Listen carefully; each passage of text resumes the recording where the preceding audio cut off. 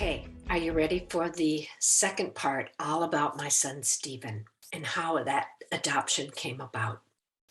So, Eric was about 6 years old, and we were all sitting around our kitchen table, and there was four chairs, but just three of us. And I looked at the empty chair, and I said to my husband, "There's somebody supposed to be in that chair." He said, "What?"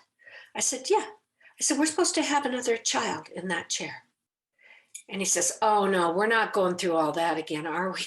Of course, that would be a normal response by most men, right? But the woman in me wanted another child. So Eric goes, "Yeah, Dad, that would be fun." So I put that thought in Michael's mind. So we said, okay, let's call an attorney and get on a waiting list. And we went up to this adoption agency in Costa Mesa at a Calvary Chapel there, and we got on their list for possible adoptions. We went through the whole process and we waited maybe 6 months and nothing. And I thought, what is the problem here? We're a great family. How come we're not getting picked? Well, I was at church with Michael, and it was called Adoption Sunday, and how we're all adopted into God's family. And they had a couple of couples up on stage with their new adoptive children. And I'm sitting there thinking, I said to my husband, how come they didn't ask us to go up there? We have a great story. God was so faithful to us. And then I sat there quietly and I heard myself say, "Lord, where's my baby? Where's my other child?" And I heard him say, "Trust me." So I go, "Trust you." And I said out loud, "Okay, Lord, I trust you." So afterwards, they always have coffee and donuts out on the patio. So I went out there. I'm standing there with my coffee, chit chatting with a friend.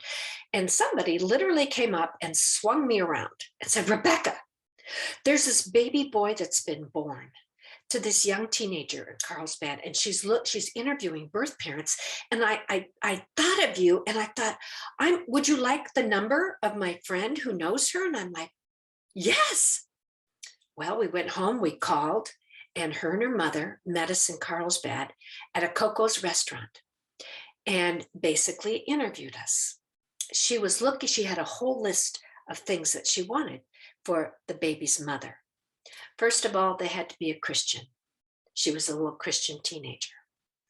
Second, she had to be musical because both Wendy and her mother could sing.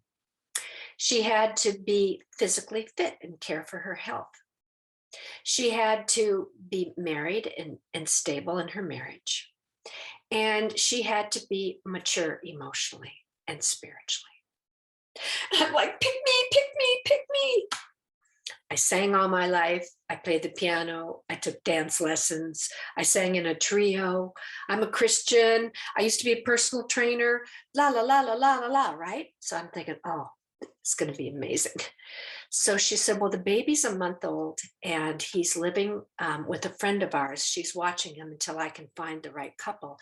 And we've interviewed over 100 couples up and down the California West Coast. I said, "You've interviewed?" She goes, "For the last 2 or 3 months, we've been interviewing people." And I'm like, wow. And her mother said, "I'm going to let Wendy decide. I think you're perfect, but it's Wendy's decision." And I've always said it's Wendy's decision. And we should know, like, we'll go home and pray about it. And we'll call you this week. So, like, all this time, Eric and Michael and I are like, oh, I hope they pick us. I hope they pick us. Well, Wednesday came and it was Wendy. And she said, "Well, I prayed and you're the parents of my new baby boy." I was like, oh my gosh, oh my gosh. She said, "Would it be okay if my mom and family brought him to your church and had him dedicated in like a little ceremony or something?" And I'm like, would it be okay? Are you kidding me? So I had never laid eyes on him. We had 3 days to get ready for the baby. So Eric was so excited. He helped me buy diapers. He helped me buy diaper bags and, everything we would need. And we fixed the room up. We got a rocking chair and we got a crib. And, like we were hustling. In 3 days, we had the room set up. I said, Eric, you're going to be a big brother. He was so excited. So we went to church that day. After the church was over, our pastor got up on stage and said, anyone who knows Rebecca and Michael who'd like to stay, we're having a little ceremony. The Lord is giving Michael and Rebecca and Eric, another member of their family, a baby boy. He's a month old. So a lot of my friends stayed. And so I had never laid eyes on him. So we walked out in front of the church, waiting, waiting, waiting. Up comes this whole line of cars. And the first car, out steps Wendy with this baby in her arms. When I saw him, he was the most beautiful little baby boy. I couldn't believe it.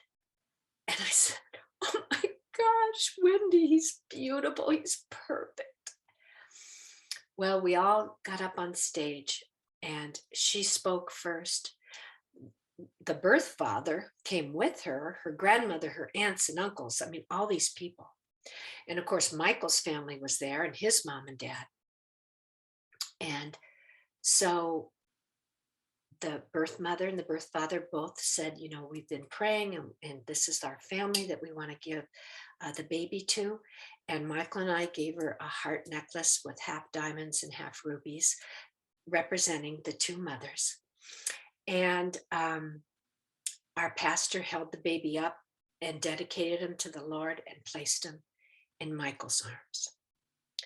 And then we all gathered in a circle and just put our arms around each other while Michael was holding the baby. And the guy on stage was at the piano and he started playing on the piano very softly. Jesus loves me, this I know. I can't even sing it. There wasn't a dry eye anywhere. Well, after he prayed, we all walked off the stage and Michael handed Stephen to me. And I held him up like this and he lunged forward and put his mouth right on mine. I started bawling. I was just holding him and sobbing. And people came around me and loved on me. We have it all on video, which is so beautiful. Well, we took the baby home and like Eric, Wendy and I felt like I adopted a 16-year-old plus a baby because she wanted to come and see him and I let her come once a month. And the adoption was final. She signed everything. And on his first birthday, I invited her over because here's the beauty of this story. She had Stephen on her 16th birthday. So they shared the same birthday.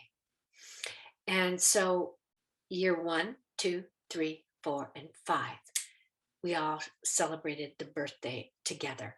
Wendy, Stephen, and us. And her family came a couple of those years, but she was always so loving and so supportive and kind. And to this day, we are very close. And every year, like Eric, I filmed all of Stephen's life and mailed her the videos so she could watch him grow up. Here's a fun thing. When she was in high school, she left school while she was pregnant and then came back. No one even knew she had a baby. So comes around her 20-year high school reunion and Stephen was here and so was she. She lives in Las Vegas. So she came here to Carlsbad for her 20-year high school reunion. And she showed up with Stephen. And they said, who's this? You dating younger guys now? And she says, no, this is my son, Stephen. And so to this day, they enjoy a close relationship. And Stephen is very close. She had 2 other sons. So Stephen, too, is the oldest of boys in both birth mothers.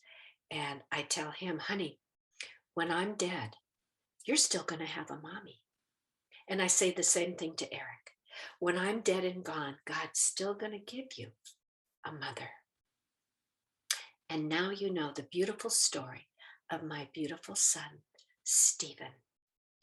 And today he's almost 30. So that's been a long time, hasn't it? See how faithful God is and the long-term beauty of the story if you just let it unfold. She chose life. And my story is a great example of a young girl who wasn't selfish, but who said, this child is God's child, and he deserves a happy, successful, godly life. So now you know the story of Stephen, to be continued.